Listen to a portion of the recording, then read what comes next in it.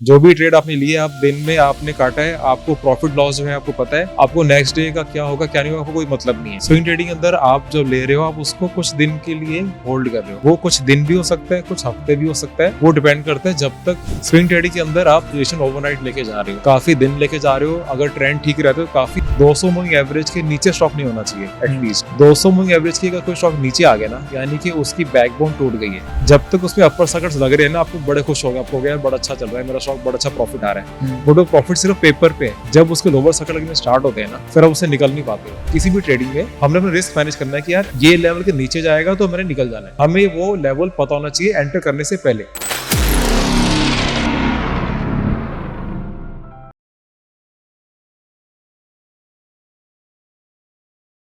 नमस्कार दोस्तों, बाजार के माहिर के एक और खास एपिसोड में आपका स्वागत है। और आज हम बात करेंगे ऐसे दो टॉपिक पे जिसको आपको जानना बहुत जरूरी है, स्विंग ट्रेडिंग और ट्रेडिंग साइकोलॉजी।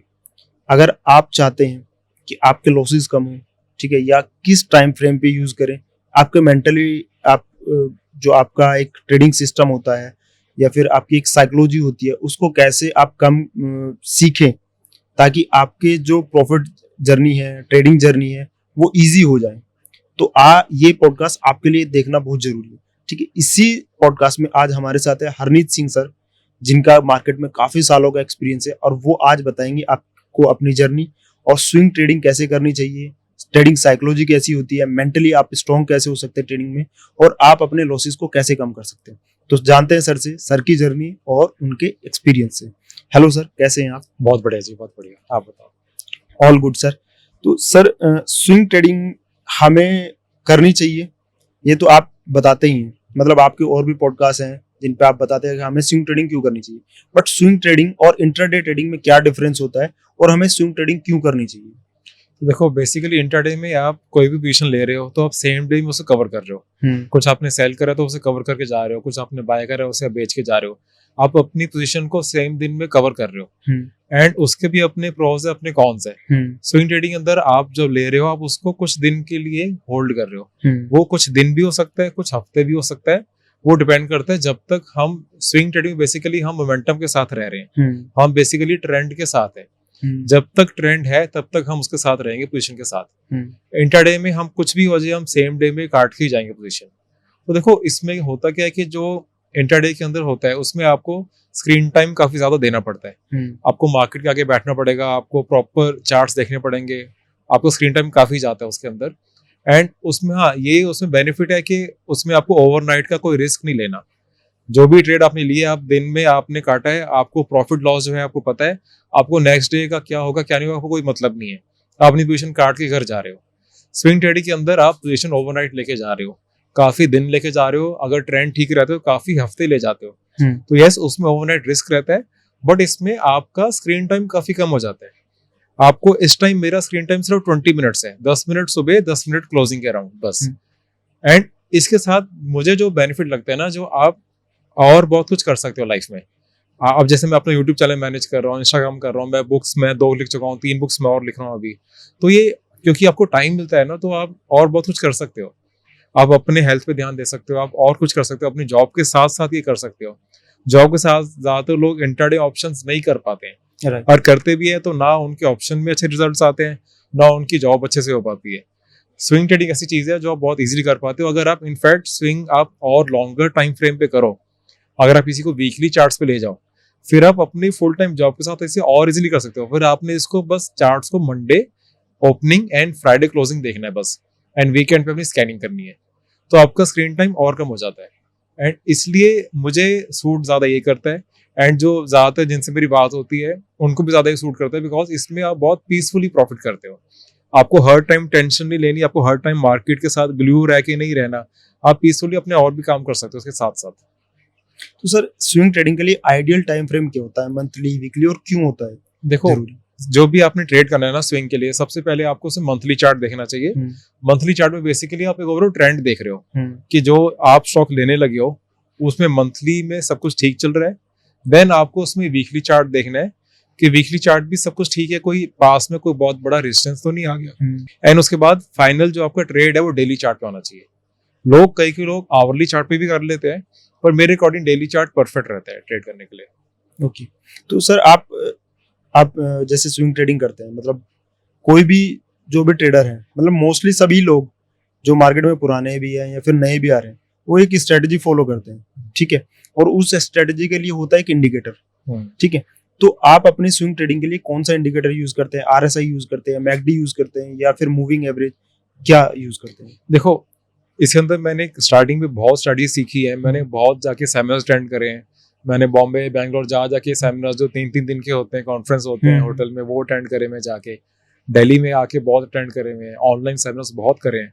तो बहुत ज़्यादा सीखने के बाद अब मेरी फाइनल 3-4 स्ट्रेटजीज हैं, उन्हीं को फॉलो करता हूँ। उसमें भी मेरा बेसिक, मेरे चार्ट देखोगे बहुत क्लीन चार्ट होते हैं, पूरा क्लीन प्राइस एक्शन और एक स्ट्रेटजी। उसमें जैसे मैं मूविंग एवरेज फॉलो करता हूँ, एंड एक मेरी सुपर ट्रेंड स्ट्रेटजी है, आरएसआई स्ट्रेटजी, एमएसीडी स्ट्रेटजी है।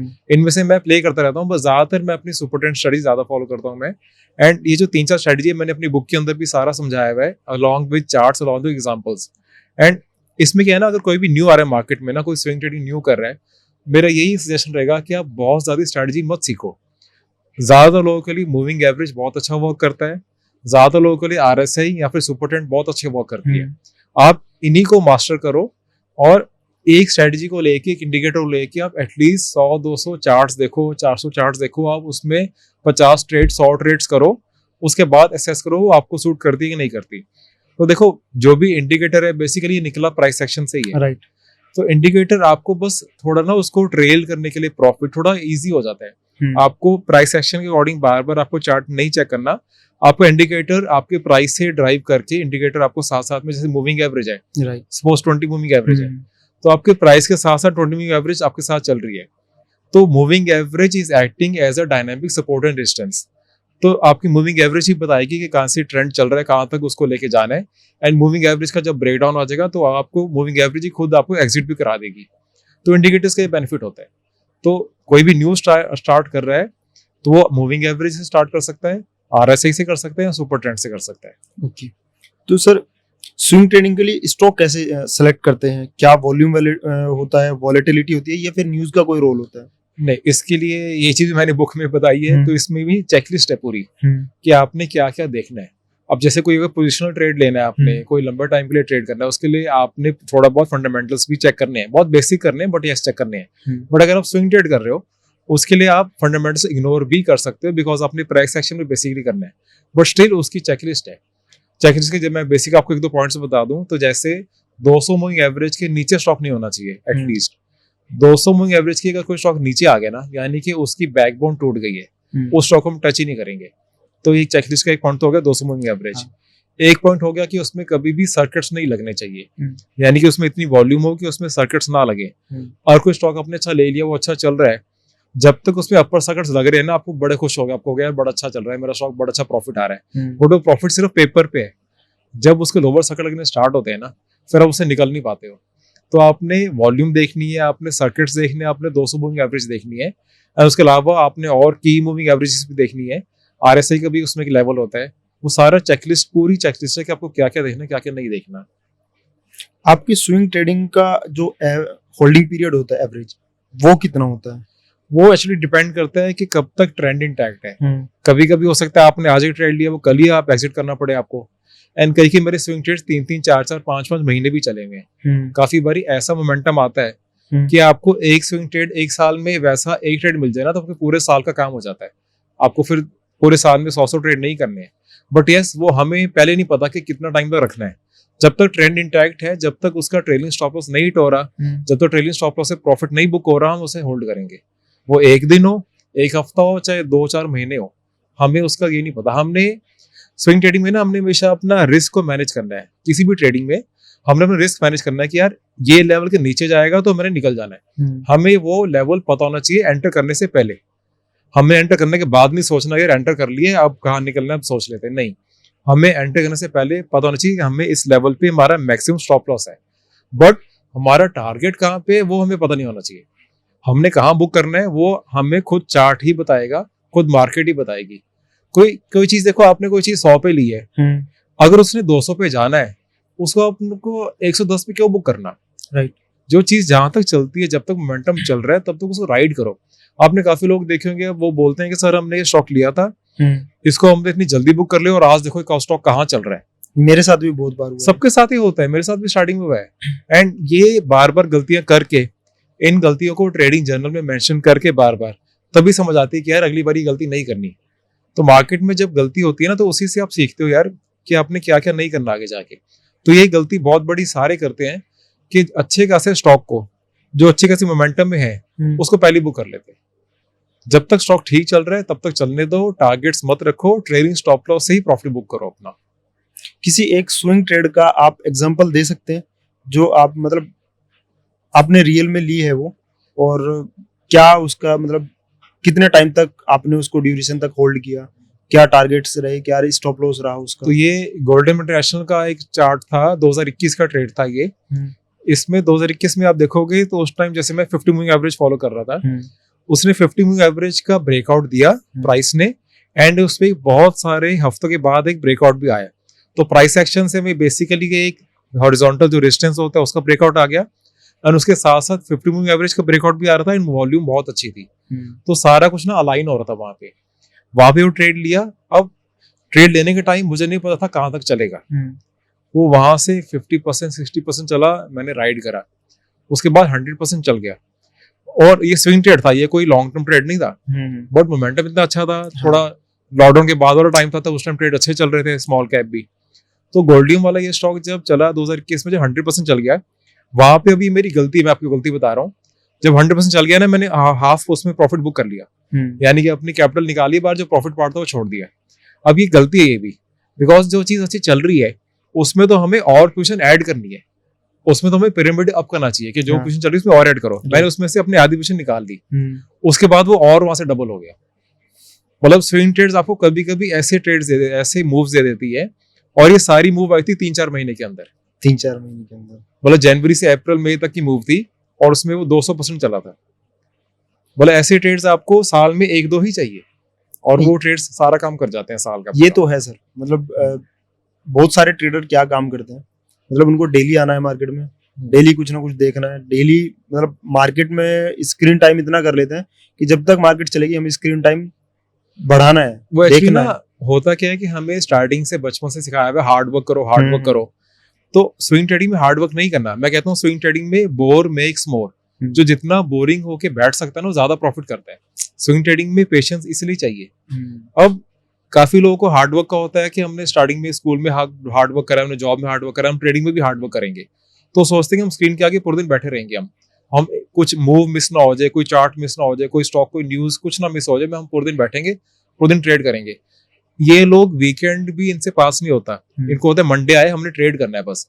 तो अगर ऐसे हो रहे हैं ना, तो आप समझ जाओ कि आप एडिक्शन के फेज में जा चुके हो। मैं काफी स्टूडेंट्स को मैं कहता हूँ यार आप ना ब्रेक लो।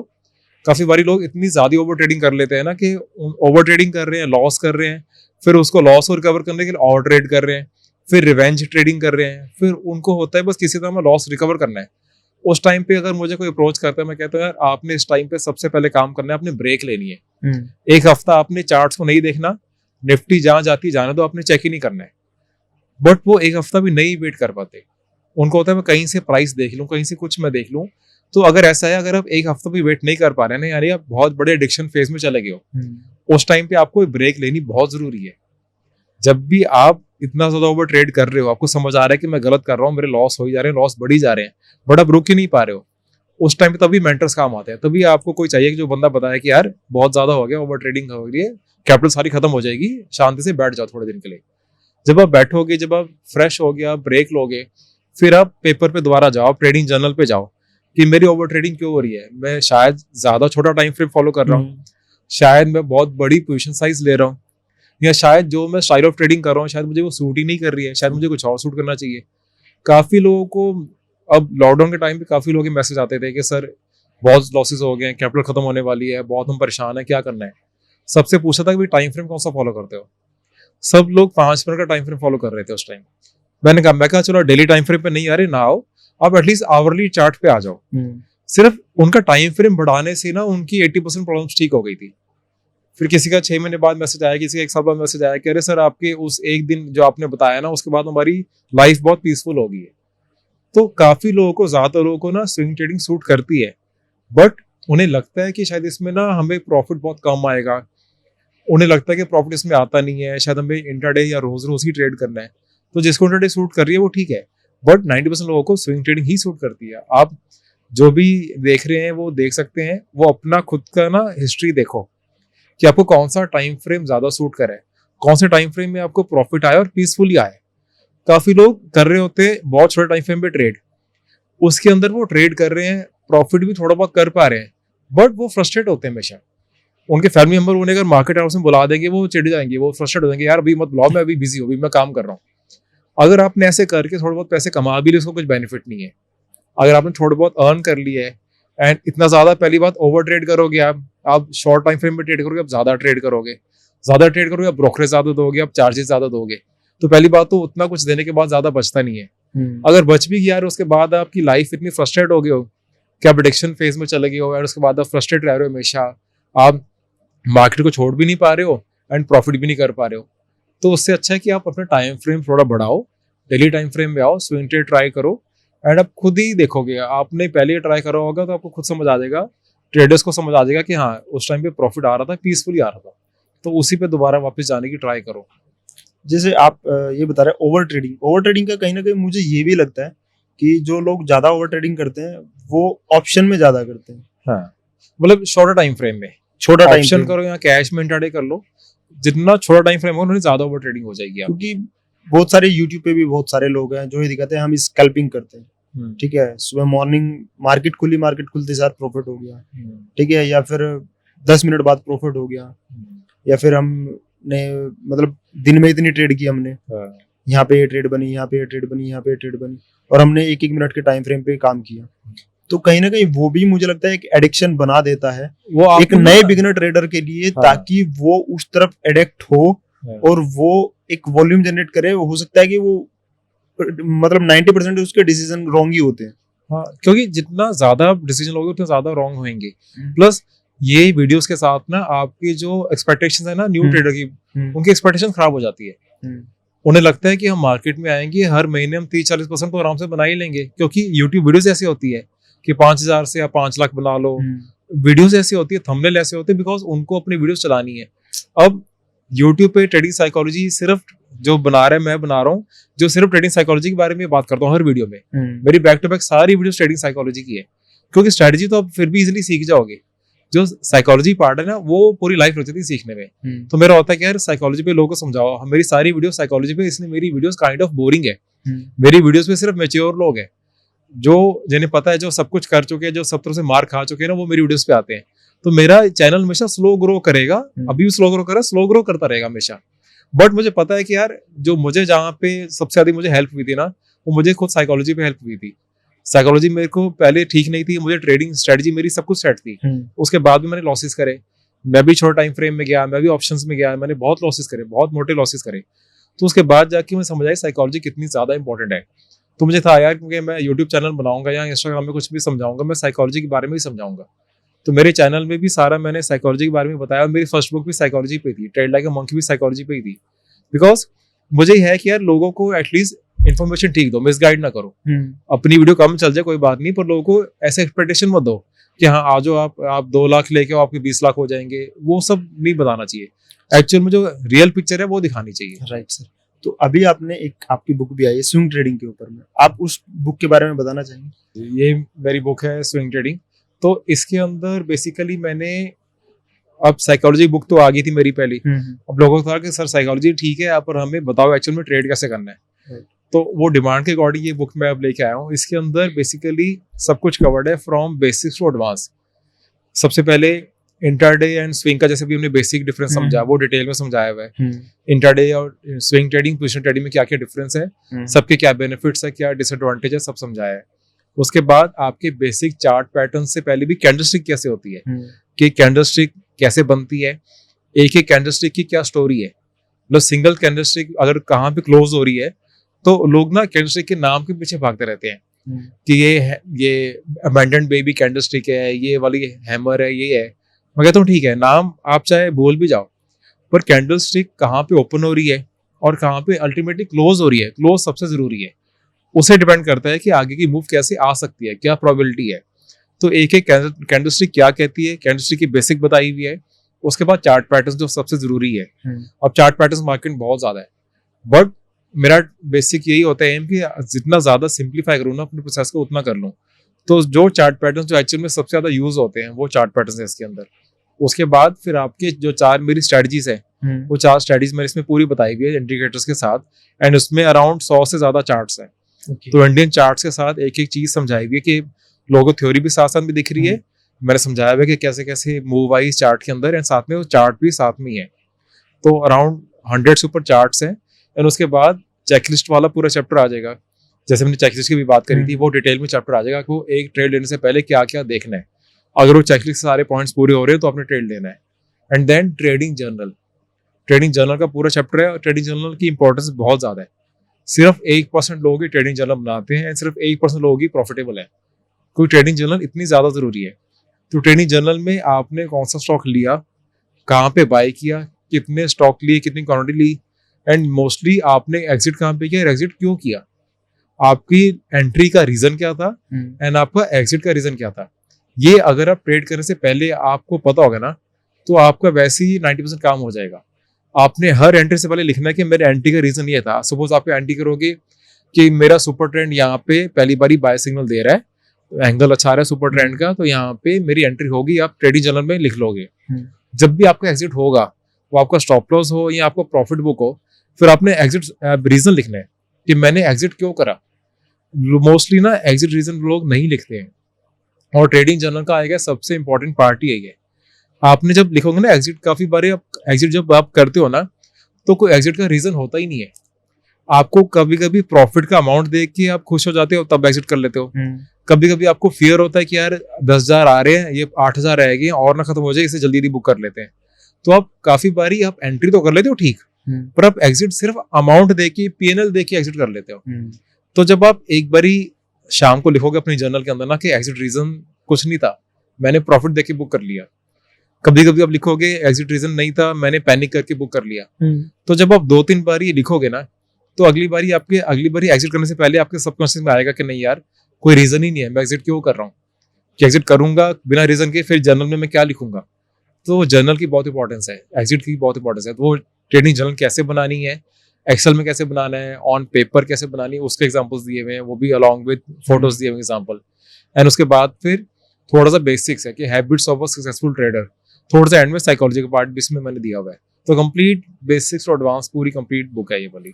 और जो व्यूअर इस पॉडकास्ट को देख रहे हैं, अगर उनको बाय करनी है तो ये किस किस मार्केट प्लेस पर है? ये आपको मैं लिंक शेयर कर दूंगा, Amazon पे, फ्लिपकार्ट पे, सब तरफ है। जैको के साथ ही बुक है एक्चुअली। तो जो पब्लिशर इनकी रॉबिन शर्मा की जो सारी बुक्स आती है वो भी इनकी यही पब्लिशर है। Then psychology of money, Morgan Housel की बहुत फेमस बुक है, वो भी इन पब्लिशर के साथ ही है। तो ये बिकॉज ट्रेडिशनल पब्लिशर के साथ अब आई है, तो अब ये सारे आपके ऑफलाइन स्टोर्स में भी है, सारे इंडिया के क्रॉसफोर्ड स्टोर के अंदर, सारे एयरपोर्ट्स के अंदर, बॉम्बे बैंगलोर एयरपोर्ट्स में भी है, और सारे जो मॉल्स के अंदर स्टोर्स होते हैं सब ऑफलाइन भी आपको मिल जाएगी, हर तरफ मिल जाएगी। ठीक है सर। तो सर मेरा नेक्स्ट क्वेश्चन है ट्रेडिंग साइकोलॉजी पर। ठीक है, ज्यादातर ट्रेडर्स जो है इमोशनल डिसीजन लेते हैं, मतलब उनको ग्रीड होती है, फियर होता है, उस बेस पे अपने डिसीजन लेते हैं। तो उनसे कैसे टैकल किया जाता है, मतलब एक साइकोलॉजी के थ्रू? देखो, उनको अपने माइंडसेट पे काम करना है। मैं कहता हूँ कि आप ट्रेडिंग की बुक्स तो पढ़ो ठीक है, बट उससे ज्यादा आप स्पिरिचुअल बुक्स पढ़ो, उससे ज्यादा आप साइकोलॉजी बुक्स पढ़ो। आप समझो कि आपका ब्रेन कैसे वर्क करता है। हमारा ब्रेन हमेशा हमें फियर से बचाता है, हमेशा हमेशा उन्हें कोई डर होता है ना, जैसे फाइट एंड फ्लाइट जो कहते हैं। हाँ। हमें कोई भी डर होता है, उससे हमारा ब्रेन हमेशा हमें प्रोटेक्ट करना चाहता है। तो वो कब होता है, जब आप कभी भी अपनी बहुत बड़ी पोजीशन साइज ले लोगे ना, तब आप हमेशा पैनिक करते रहोगे, आप डरते रहोगे। और काफी बारी अगर ऐसे हो रहा है ना कि आप स्क्रीन देख रहे हो, आप स्क्रीन से हट ही नहीं पा रहे हो, आप बार बार स्क्रीन देख रहे हो, तो समझ लो कि आपकी पोजीशन साइज बहुत बड़ी है। अपनी पोजीशन कम करो, आपकी साइकोलॉजी अपने आप ठीक हो जाएगी।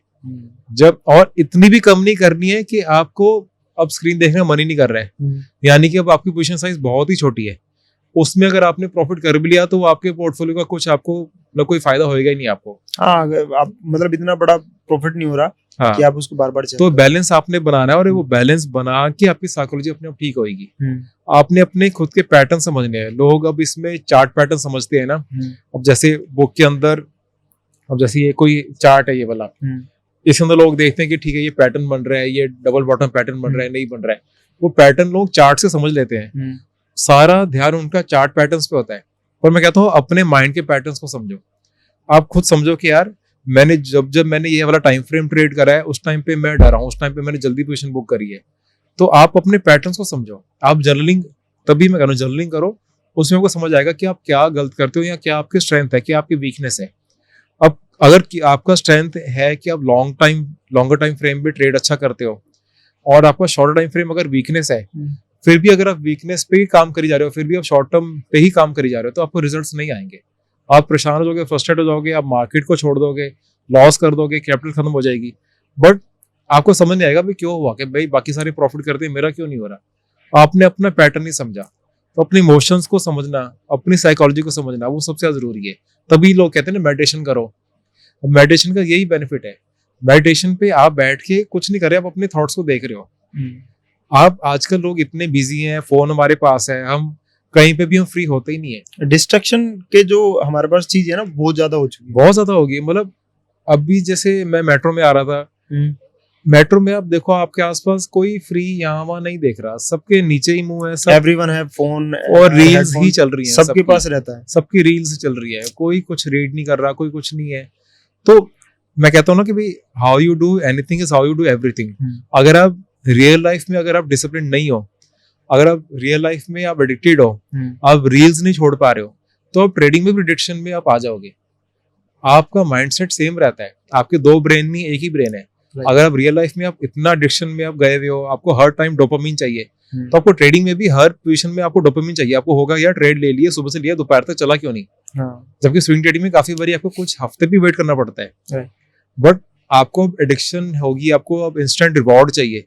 इंस्टेंट रिवॉर्ड जब नहीं आपको मिलता, फिर आप कहोगे यार शायद स्ट्रेटजी मेरी ठीक नहीं है, मैं स्ट्रेटजी चेंज करके देख लेता हूँ। तो आप गलत चीजों पे फोकस करोगे, मेन आपने अपनी साइकोलॉजी पे फोकस करना, वो आप नहीं कर पाओगे। वो तभी होता है आपने रियल, अब जैसे मैंने काफी वेट लूज करा है, अब मैंने वही देखा, मैं क्या अगर मैं ट्रेडिंग ठीक कर पा रहा हूँ तो वही डिसिप्लिन मैं अपने बॉडी पे क्यों नहीं लेके आ पा रहा।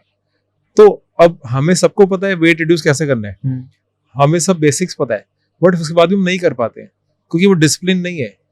तो मैंने कहा मैं क्या, मैं अगर अपने पे डिसिप्लिन नहीं लेके आ पा रहा, फिर मैं ट्रेडिंग में कैसे लेके आऊंगा। राइट। तो फिर मैंने काफी डिसिप्लिन करके अपने आप को रूल्स बना के कि भाई ऐसे ही डिसिप्लिन फॉलो करना है, एक स्ट्रक्चर बनाना है, वैसी खाना पीना है, वैसी एक्सरसाइज करनी है, सब कुछ जो स्ट्रक्चर बना के उसके हिसाब से चला है। तो वही चीज आपकी मार्केट में भी आप इजीली कर पाते हो। फिर सर जब ट्रेडिंग में जब हम ट्रेड करते रहते हैं तो कभी प्रॉफिट होता है, कभी लॉस होता है, बट जब back to back 2-3 trade loss में चली जाती है, तो फिर हमें नेक्स्ट ट्रेड लेने के लिए कॉन्फिडेंस कहाँ से मिलता है? कैसे उस चीज से हम निकलें कि हाँ नेक्स्ट ट्रेड हमें लेनी चाहिए? कॉन्फिडेंस कहाँ से आता है? तो देखो बेसिकली जब लूजिंग स्ट्रीक जिसको कहते हैं, अगर लूजिंग स्ट्रीक हमारी चल रही है, अगर काफी ट्रेड्स लगातार लॉस में ही जा रहे हैं, सबसे पहला काम जैसे मैंने बताया ब्रेक लो। अगर ब्रेक नहीं लोगे ना, आप पैटर्न में फंसे रहोगे, आप लॉस करते रहोगे। एंड काफी बारी होता है कि मार्केट ही ठीक नहीं होती है, आपकी स्ट्रेटजी ठीक है पर सारी स्ट्रेटजी हर टाइम नहीं चलती। सर ये कैसे पता करें कि जिस ट्रेड को हम ले रहे हैं वो एक लॉजिकल डिसीजन है या फिर एक इमोशनल डिसीजन है? उसके लिए रेड फ्लैग्स क्या होते हैं? देखो रेड फ्लैग आपकी अपनी चेकलिस्ट के हिसाब से बनेगा। जैसे अगर आपका रूल है, सबसे पहले तो अगर आपका रूल है कि मैंने एक दिन में एक ही ट्रेड लेना है और उस दिन आप दूसरा ट्रेड ले रहे हो, सबसे पहला रेड फ्लैग तो यही हो गया कि आपने खुद का ही रूल नहीं फॉलो करा। अब एक प्रॉब्लम होती है कि लोग ना रूल्स नहीं बनाते, उससे बड़ी प्रॉब्लम है लोग खुद ही रूल बना के खुद को ही फॉलो नहीं करते। तो सबसे पहला रेड फ्लैग तो हो गया कि आपने जितने ट्रेड सोचे थे दिन में लेने, अगर उससे आपने उससे ले लिए, सबसे बड़ा रेड फ्लैग तो यही आ गया। उसके बाद रेड फ्लैग और हो सकता है कि आपने जो चेकलिस्ट है आपकी, सपोज आपकी चेकलिस्ट है कि यार अगर कोई डेली चार्ट में 50 मूविंग एवरेज के स्टॉक ऊपर नहीं चल रहा तो मैं उसको टच नहीं करूंगा, यानी कि मैंने मोमेंटम स्टॉक्स ही लेने हैं। तो अगर आपने फिर भी आउट ऑफ एक्साइटमेंट या किसी आपके फ्रेंड ने कोई ट्रेड बता दिया या आपने न्यूज में देख लिया, आपने एकदम से ले लिया एंड बाद में हमने देखा यार मैंने ले तो लिया पर ये 50 मूविंग एवरेज के नीचे चल रहा है, तो आपने एक और अपना एक रेड फ्लैग एक और आ गया कि यार मैंने अपनी चेकलिस्ट ही मैंने फॉलो नहीं करी। एक चेकलिस्ट आपकी हो सकती है कि अगर इसमें स्टॉक में सर्किट्स लग रहे हैं, अपर सर्किट लोअर सर्किट, मैं उसको टच नहीं करना। फिर भी अगर आपने एक्साइटमेंट में आके ले लिया, कभी कभी होता है ना मार्केट ओपन होती है, कोई स्टॉक आप वॉच कर रहे हो, वो स्टॉक आपकी वॉच लिस्ट में है और वो चल गया 2% 3%, अब आपका स्टॉप लॉस हो सकता है बड़ा हो गया, बट बिकॉज वो ऐसे मोमेंटम से चलना स्टार्ट हो गया और आपने कल उसको अपनी वॉच लिस्ट में रखा भी था, आपने स्कैन भी करा था, अब काफी बारी आपका रिस्क बड़ा हो गया है, बट बिकॉज उतनी स्पीड से चलना स्टार्ट हो गया और आप कहोगे यार अभी चल रहा है ये तो अपर सर्किट हिट कर देगा, 20% चल जाएगा, इसे जल्दी ले लो, मिस ना हो जाए, एंड जब आप लेते हो वहीं से रिवर्स होना स्टार्ट हो जाता है। तो ये अगेन एक रेड फ्लैग है कि आपने रिस्क जो सोचा था उसे बड़ा हो गया फिर भी अपनी एंट्री ले ली। तो ये कुछ छोटे रेड फ्लैग्स होते हैं, ये हमेशा आपने अवॉइड करने हैं। और मतलब चेकलिस्ट के आपके जो रेड फ्लैग एग्जैक्टली क्या होते हैं ना, अब मेरे रेड फ्लैग्स अलग है, आपके अलग हो सकते हैं, राइट। आपके रेड फ्लैग आपकी चेकलिस्ट ही बताएगी, जो आपके रूल्स है, जब आपने अपना रूल खुद का ब्रेक करा ना, वो सबसे बड़ा रेड फ्लैग हो जाता है वो। तो सर ऐसी क्यों मैं मुझे 5 ऐसी गलती बता दीजिए जो हर ट्रेडर करता है। ठीक है, देखो गलतियां उसको नहीं करनी ही है सारी। सबसे पहले तो अपना जो है उनके ना एक्सपेक्टेशंस गलत होती है, इसलिए ट्रेडर सोचते हैं कि हम यहाँ पे बहुत छोटी कैपिटल लेके आएंगे, बहुत बड़ा प्रॉफिट कर लेंगे, हम 2-4 महीने में बहुत अच्छा प्रॉफिट कर लेंगे। तो सबसे पहली गलती तो एक्सपेक्टेशंस गलत लेके आना। उसके बाद है ओवर ट्रेडिंग। ओवर ट्रेडिंग से आई गेस हर कोई बंदा, मैंने भी जब यूट्यूब में ओवर ट्रेडिंग वीडियो डाली थी, बहुत उसमें व्यूज आए थे, हर कोई नीचे कमेंट्स मुझे ये आए थे, सारे कहते थे हम एक एक चीज हम भी यही कर रहे हैं, यही गलती हम करते हैं। ओवर ट्रेडिंग आई गेस सबसे बड़ी प्रॉब्लम है। अगर किसी की कैपिटल ब्लो होती है ना, किसी का अगर पूरी कैपिटल खत्म हो जाती है, सबसे बड़ा reason I guess over trading ही होता है। उसके बाद आ गया रिवेंज ट्रेडिंग। रिवेंज ट्रेडिंग होता है कि यार मेरा लॉस कैसे हो गया, अब तो इसको मैं लॉस को रिकवर करके ही जाऊंगा। अब वो बदले की भावना जो कहते हैं, अब रिवेंज में आ जाता है यार इसको मैं अब ठीक करके जाना है। उसके बाद हो गया कि अच्छे टाइम फ्रेम पे नहीं ट्रेड करना, कि आपको अगर डेली टाइम फ्रेम पे आप पीसफुली प्रॉफिट कर पा रहे हो, उसके बाद भी आप 5 मिनट में ही फंसे हुए हो, आपको फिर भी हो रहा है कि यार मुझे किसी तरह ना जल्दी जल्दी प्रॉफिट आ जाए, तो ये हो जाता है कि भी बहुत जल्दी प्रॉफिट करने की ट्राई करना। एंड लास्ट में हो जाता है कि जो बिल्कुल बेसिक हो गया कि खुद का कुछ सोचना ही नहीं, भाई जो किसी फ्रेंड ने बता दिया वो ट्रेड कर लिया, कहीं से टिप ले लिया वो ट्रेड कर लिया। ये बहुत बेसिक लेवल है आजकल। अगर मैं 10 साल पहले की अगर मैं देखूं, 10 साल पहले यूट्यूब पे इतने अच्छे पॉडकास्ट नहीं थे, इतनी अच्छी इंडियन ऑथर्स की बुक्स नहीं थी पहले 10 साल पहले, पहले इतनी नॉलेज ही नहीं थी, इतने अच्छे चैनल्स यूट्यूब पे नहीं थे। तो 10 साल पहले से आज बहुत ज्यादा इंप्रूवमेंट है। आजकल लोग टिप्स पे ट्रेड नहीं कर रहे हैं, बहुत ज्यादा इंप्रूवमेंट है। आजकल लोग एक्चुअल में स्टडी करके, सेल्फ स्टडी करके या बुक्स रीड करके या कोर्सेज लेके लोग अच्छे से प्रिपेयर होकर फिर ट्रेड कर रहे हैं। बट स्टिल अभी भी काफी लोग ऐसे जो नए बच्चे हैं वो अभी भी टिप्स लेके ट्रेड कर लेते हैं, बेचारे फंस जाते हैं उसके अंदर।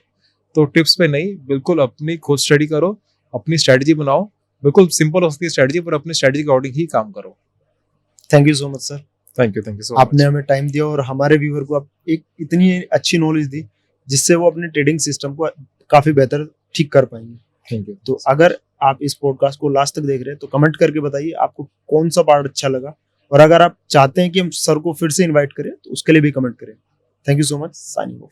अगर आपके भी कोई फेवरेट ट्रेडर हैं जिन्हें आप बाजार के माहिर पर देखना चाहते हैं तो हमें कमेंट बॉक्स में ज़रूर बताएं, हम उन्हें इनवाइट करेंगे।